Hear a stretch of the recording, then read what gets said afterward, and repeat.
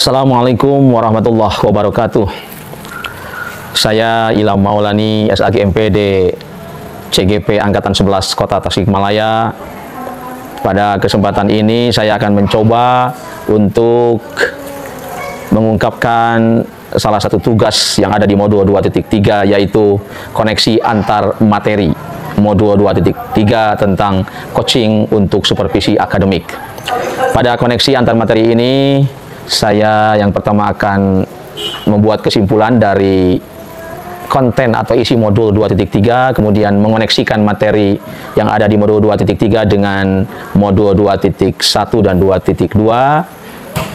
Selanjutnya adalah memberikan refleksi terhadap pembelajaran selama di modul 2.3 ini. Dan pada tahap akhirnya saya akan mengungkapkan aktivitas-aktivitas atau penerapan-penerapan yang berkaitan dengan modul coaching untuk supervisi akademik ini. Yang pertama tentang kesimpulan apa yang saya tangkap dari pembahasan coaching untuk supervisi akademik.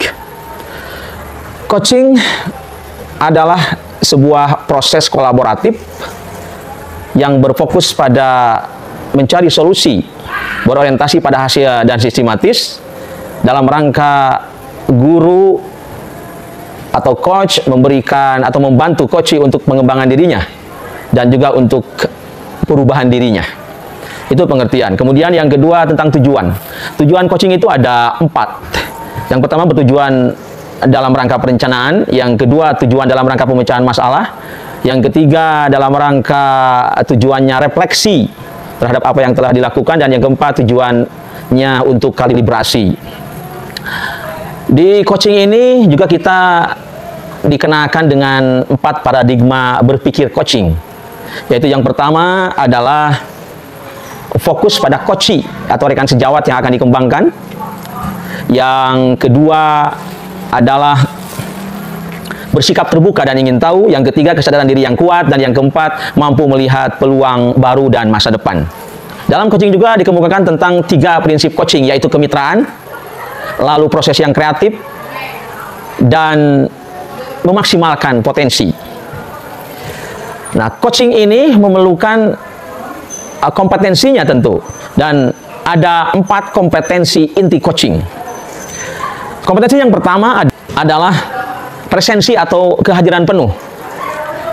Jadi seorang coach itu harus mampu untuk fokus, hadirnya diri, hadirnya penglihatan, pendengaran, dan perhatian pada coach atau rekan guru yang akan dikembangkan.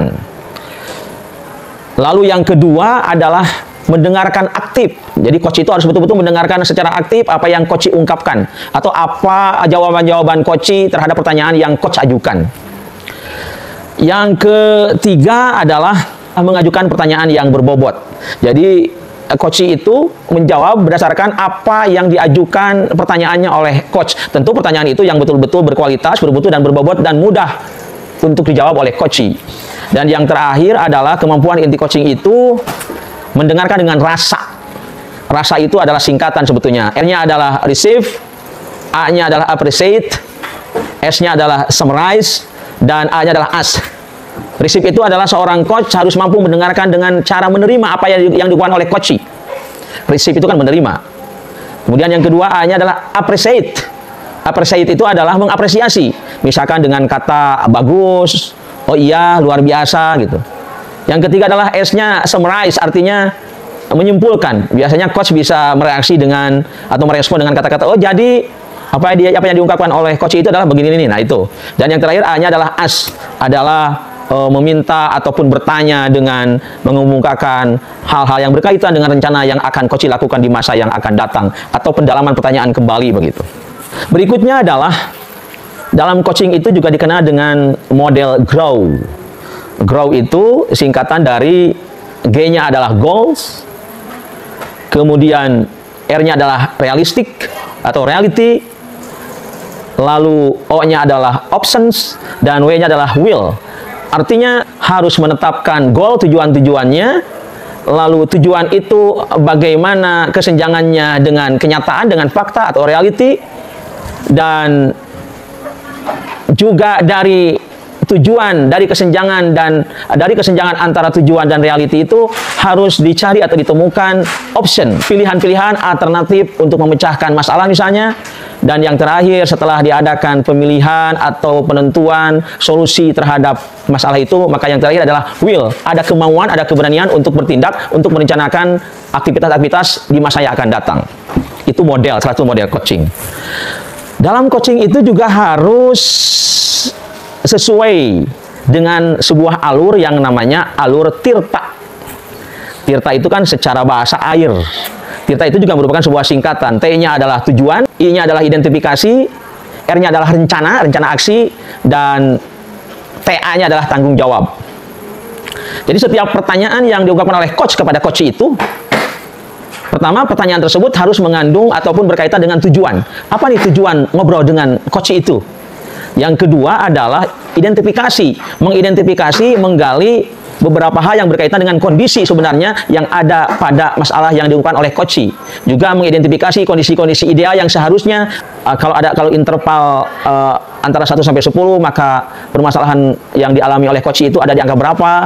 Misalkan ada di angka 5, kemudian apakah nanti mau meningkat di angka berapa? Angka 8, angka 9, angka 10. Nah, itu juga termasuk proses identifikasi. Selanjutnya adalah R.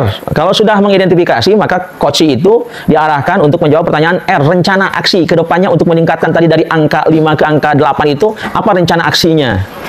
Nah, setelah rencana diungkapkan, maka muncullah TA, tanggung jawab. Artinya ada komitmen, kapan nih dilaksanakan rencana itu? Kalau perlu bantuan, itu bantuan siapa saja, berkolaborasi dengan siapa saja. Apa yang akan saya ungkapkan selanjutnya adalah bagaimana koneksi atau hubungan antara modul 2.3 dengan modul 2.1 dan modul 2.2. Modul 2.1 berbicara tentang pembelajaran berdiferensiasi. Modul 2.2 berbicara tentang pembelajaran atau kompetensi keterampilan sosial emosional atau KSE. Kita mencoba kaitkan modul 2.3 dengan modul 2.1. Jadi coaching ini sebenarnya salah satu dari tujuan utamanya adalah bagaimana memperbaiki proses pembelajaran di kelas. Nah, proses pembelajaran di kelas itu kan berkaitan dengan apa yang guru terapkan ketika melaksanakan rancangan atau rencana yang telah ditetapkan. Yang tentu rencana itu semuanya berpihak atau berpusat pada murid. Satu di antara pelaksanaan proses pembelajaran adalah guru mampu menerapkan pembelajaran yang ada di 2.1, yaitu pembelajaran berdiferensiasi. Jadi kalau guru punya masalah dalam hal mengaktifkan peserta didik, dalam hal memusatkan pembelajaran pada peserta didik, terutama berkaitan dengan pembelajaran berdiferensiasi, maka salah satu cara untuk memecahkan kesulitan itu, permasalahan itu adalah dengan adanya coaching. Jadi coaching mampu mengembangkan diri coach atau diri guru untuk menemukan permasalahan dalam dunia pembelajaran, termasuk bagaimana memecahkan permasalahan yang berkaitan dengan pembelajaran berdiferensiasi.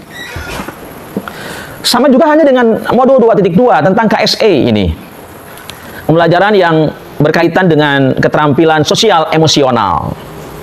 Coaching juga di samping mampu memecahkan permasalahan yang terjadi pada pembelajaran diferensiasi, juga coaching bisa membantu guru dalam mengatasi atau dalam mencari solusi terhadap problematika yang terjadi pada pembelajaran KSE, pada pembelajaran sosial emosional anak, terutama di kelas. Dengan coaching ini, semua permasalahan yang ada, baik itu pembelajaran berdiferensiasi maupun pembelajaran yang kaitannya dengan KSE, itu dapat dipecahkan. Karena apa? Guru atau coach akan membawa pemikiran si coach, rekan sejawat yang mempunyai masalah, atau yang merencanakan sesuatu, atau yang merefleksikan sesuatu, atau dia mengkalibrasi sesuai dengan tujuannya, itu akan membantu pengembangan dirinya dalam menemukan hal seperti itu, dalam menemukan berbagai macam solusi. Jadi coach hanya memberikan pertanyaan, hanya memberikan fasilitas dengan prinsip kemitraan, dengan prinsip kolaborasi. Sementara untuk menggali solusi itu, menggali berbagai macam alternatif pemecahan terhadap permasalahan yang dialami oleh coach sendirilah itu. Coach hanya membantu mengembangkannya, coach hanya membantu bagaimana caranya supaya coach itu bisa mengungkapkan solusi dari pemikirannya sendiri. Itu akan tampak itu. Sehingga jika coaching itu sukses dilaksanakan, otomatis nanti akan berefek pada pembelajaran berdiferensiasi yang semakin baik, bagus, berkualitas. Pembelajaran yang KSE akan berlangsung dengan baik dan lancar. Itu koneksi antar materi modul 2.3 dengan modul 2.1 dan 2.2. Selanjutnya adalah refleksi dari apa yang saya peroleh atau apa yang saya pelajari dari modul 2.3 dari awal sampai akhir ini. Refleksinya adalah saya menganggap sebelum mempelajari modul 2.3 ini, saya menganggap bahwa kalau ada rekan sejawat guru yang berdiskusi atau ngobrol tentang masalah pembelajaran, itu biasanya saya ikut nimbrung untuk memberikan solusi. Saya sendiri yang memberikan solusi atau membantu mereka untuk menemukan solusi. Dan pertanyaan yang saya ajukan kepada rekan sejawat guru yang mempunyai masalah itu biasanya tidak tersusun secara sistematis. Mengalir aja apa adanya. Ternyata setelah saya mempelajari tentang coaching untuk supervisi akademik, tentang modul 2.3 ini, saya ternyata mempunyai pemahaman, wawasan, dan pengalaman yang luar biasa dalam hal membantu memecahkan masalah yang dialami oleh rekan sejawat. Pertanyaan saya ketika ngobrol atau diskusi dengan guru atau rekan sejawat yang punya masalah, yang punya rencana, yang ingin ada refleksinya, yang juga ingin ada kalibrasinya sesuai dengan tujuan coaching itu, ternyata menyusun pertanyaan itu tidak sembarangan. Harus ada alurnya secara sistematis. Ya harus sesuai dengan alur tirta. Jadi dengan alur tirta itulah sebetulnya coach dilatih untuk menggali jawaban-jawaban coach, sehingga coach itu secara dengan sendirinya mampu untuk memecahkan solusi dengan pemikiran dirinya sendiri. Itu refleksinya, sehingga saya merasa bahagia, merasa senang, dan tentu ini menjadi motivasi saya untuk semakin banyak berlatih tentang coaching ke depannya. Dan apa yang telah saya pelajari serta refleksikan ini, tentu ini semua akan semakin matang, akan semakin berbobot, akan semakin berkualitas ketika saya terus mencoba coaching dengan rekan sejawat. Bisa jadi nanti dengan sering-seringnya saya untuk berlatih, mencoba menerapkan ini dengan rekan sejawat, permasalahan-permasalahan yang ada dalam dunia pendidikan, khususnya ketika proses pembelajaran, itu dapat dipecahkan bersama-sama, terutama sumber pemecahannya dari rekan sejawat atau coach sendiri. Nah, inilah mungkin menjadi sebuah tantangan bagi saya, bagaimana menerapkan coaching, mempraktikkan coaching dengan berprinsip kemitraan atau kolaborasi dengan rekan sejawat. Insya Allah dengan banyaknya berlatih, dengan banyaknya mencoba untuk praktek coaching, itu pemahaman dan pengalaman tentang coaching semakin terasa, juga pemikiran-pemikiran tentang solusi terhadap permasalahan yang dialami oleh para rekan sejawat juga akan semakin berbeda dan akan semakin mewarnai, mencerahkan bagi dirinya sendiri maupun bagi saya sebagai coach. Demikian koneksi antar materi yang saya sampaikan pada pemenuhan tugas modul 2.3 tentang coaching untuk supervisi akademik. Semoga bermanfaat, memotivasi, menginspirasi, dan mencerahkan. Assalamualaikum warahmatullahi wabarakatuh.